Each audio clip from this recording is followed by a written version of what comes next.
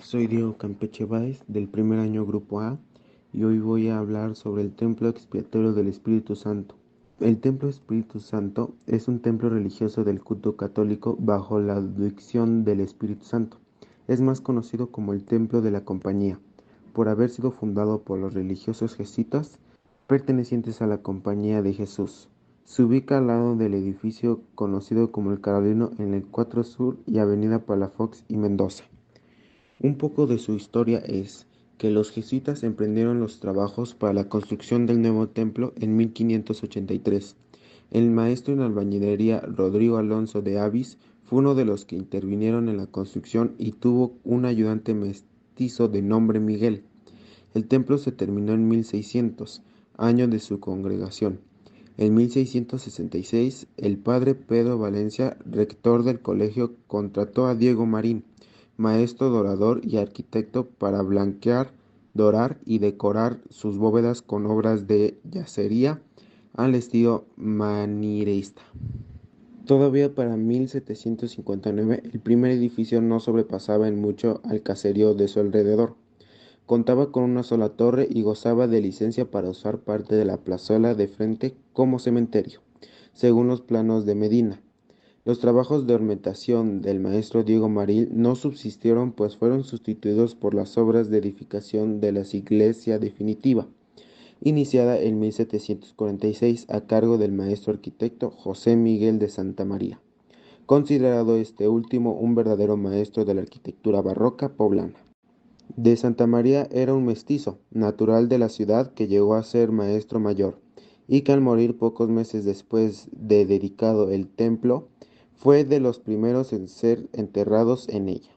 Concluida la reedificación del suntuoso templo, fue bendecida por el obispo Francisco Fabián y fueron en el año 1767, pocos meses antes de la expulsión de los jesuitas no solo de la Nueva España, sino de España misma.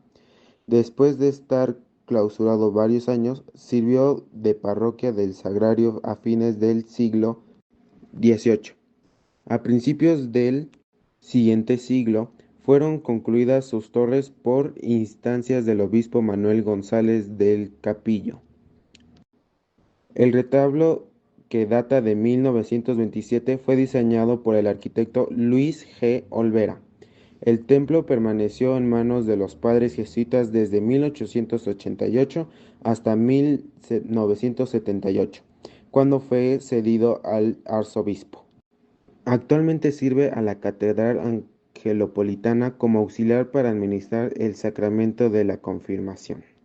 Pasando a la parte de describir los elementos arquitectónicos de esta iglesia, podemos encontrar tanto como en el lado derecho y el lado izquierdo unas cúpulas, y sus partes son la linterna, la semisfera y el tambor. También podemos observar unos pináculos, unos arcos de medio punto, un frontón semicircular, abajo de ese frontón unas pilastras, un arco dintelado y unos óculos. Del lado izquierdo de esa construcción podemos observar unos contrafuertes. Pasando a la parte de describir los elementos arquitectónicos de esta iglesia, podemos encontrar tanto como en el lado derecho y el lado izquierdo unas cúpulas, y sus partes son la linterna, la semisfera y el tambor. También podemos observar unos pináculos, unos arcos de medio punto, un frontón semicircular, abajo de ese frontón unas pilastras, un arco dintelado y unos óculos. Del lado izquierdo de esa construcción podemos observar unos contrafuertes. Si nos adentramos a esta iglesia, podemos encontrarnos con un eje longitudinal que normalmente es usado para las basílicas o iglesias.